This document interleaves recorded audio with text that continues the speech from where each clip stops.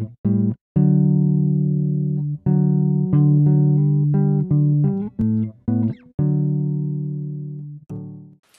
everybody, it's Brittany. Welcome back to my kitchen. So today I'm going to be making creamy Italian style polenta, and I'm going to serve it with some eggplant and mushroom sauce and some chicken breast, a relatively healthy meal.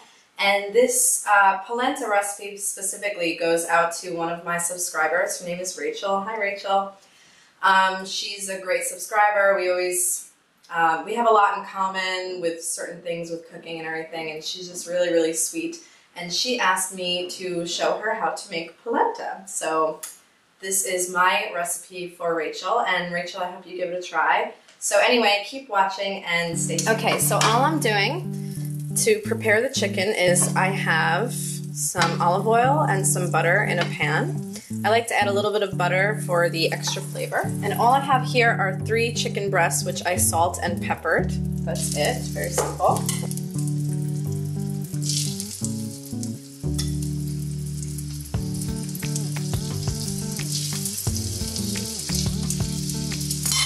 Okay, I'm gonna salt and pepper this side.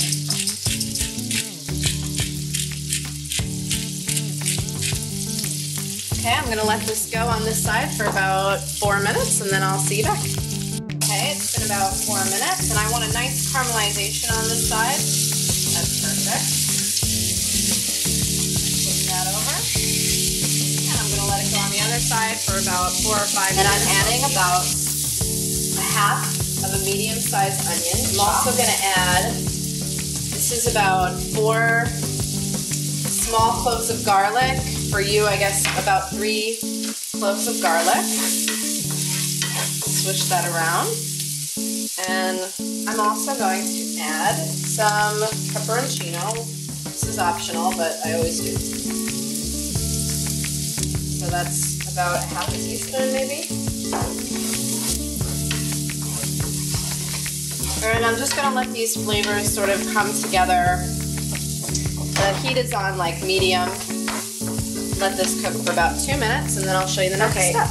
While the onions are sauteing, I just wanted to show you that right there, this is 6 cups in total of liquid. It's 5 cups of stock and 1 cup of milk.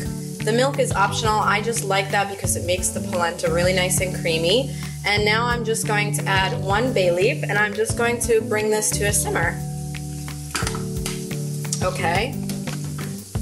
Next, all right, the garlic and the onions have been sauteing and they're nice and caramelized a little bit, which is what we want. We want it to have a good amount of flavor going on. So now we're going to add the eggplant and the mushrooms.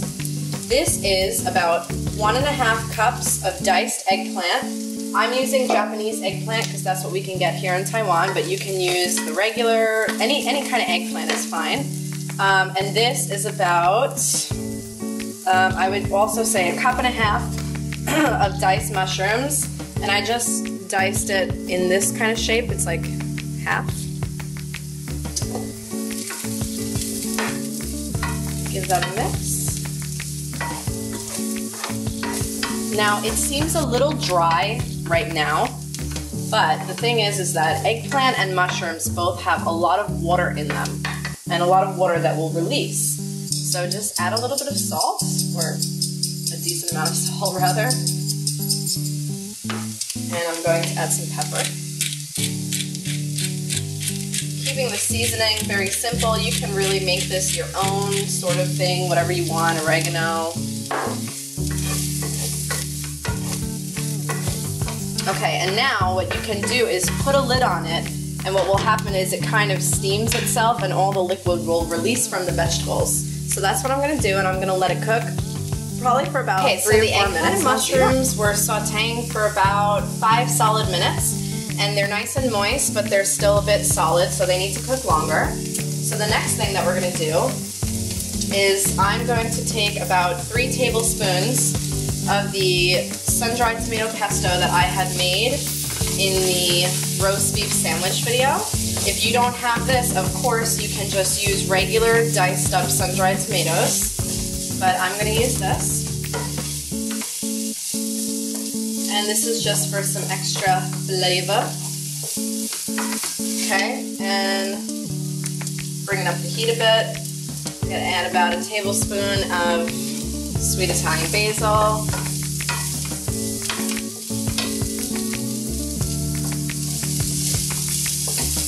Season it again. It's important to really season things as you go along.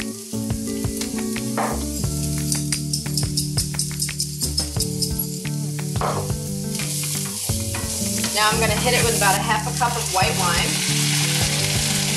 That's optional. If you don't want to use alcohol in your cooking, just use stock.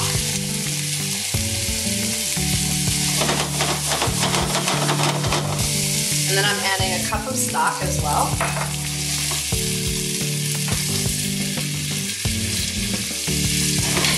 Okay, I'm going to cover this, put it down to low, and I'm going to let it cook for about 5 minutes. Okay, my stock and milk is at a boil now with the bay leaf in there. I just put a little bit of salt in there as well. You should taste it and see how salty it is. I'm going to add about a teaspoon of butter, just a tab. Okay, and now I wanted to show you what polenta looks like. So these are corn grits, they're calling them, because, you know, in the South of America we call these grits, but usually they're white.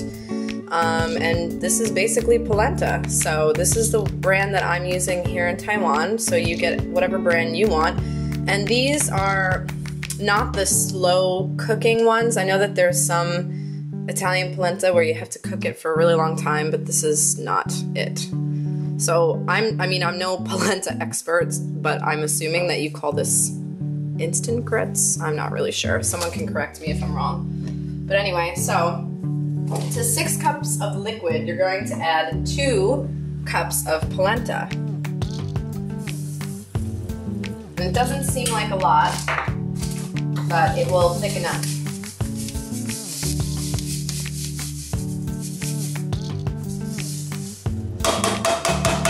And you just want to start mixing this. Okay, and reduce the heat to low. And basically you're just gonna mix, mix, mix, and you'll slowly see it start to thicken as you continue to mix. So that should take a few minutes, and I'll tell you how long, and I will see you back. I wanna show you what it looks like. It's only been about a minute and a half, and already you can see how much thicker it is. I'm going to serve soft polenta because that's what I really, really like, but if you want to make polenta into like polenta cakes, all you have to do is cook it and stir it, you know, often enough for about, I would say, a solid half hour until you really see all the sort of liquid evaporate out of it and it seems to be almost like a mass. And then at that point you would just like put it in some kind of shallow dish, preferably oiled so it doesn't stick to your dish, and then you just stick it in the refrigerator, and from that point on it will be like solid cakes, and you can cut them into slices and fry them, and I really like that as well, but I want to make this tonight because it's easy, and I think it's just as delicious. Okay, so this is just about almost at the consistency I want. I'm probably going to give it about 1 more minute, so I'll show you what it looks like when it's done. Okay, it's starting to pop, which is telling me that it's ready for me. So now what I'm going to do is I'm going to add about a cup of freshly grated Parmesan cheese in there, which is completely optional. And also, if you want just basic polenta, you can always just add water, like you could always just use water. You don't have to use stock or any of that stuff. I just like to do it because this is my creamy Italian style polenta.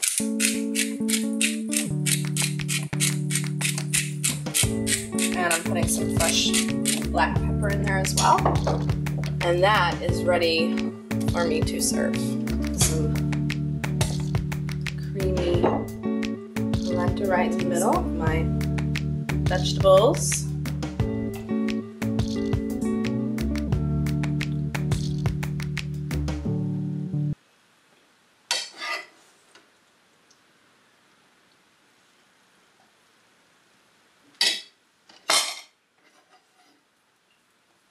And then last, take my chicken.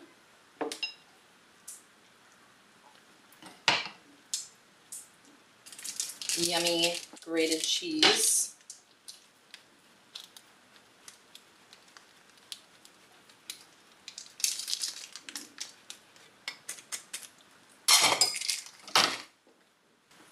Okay, everybody, it's time to try it out, and I'll let you know what it tastes like. So first I'm going to try the polenta with some of the vegetables.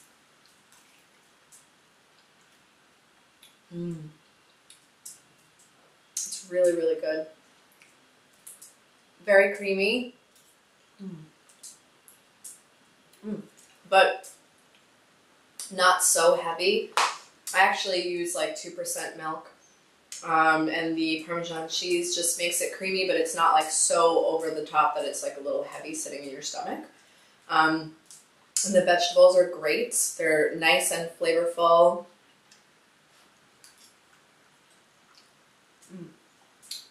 Really good. Okay, let me try it with the chicken.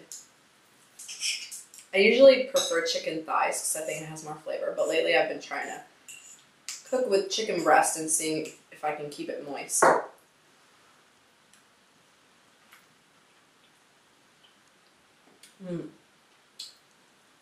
Really good. Great combination. Alright everyone, so I hope you give this recipe a try, and until next time, bye-bye!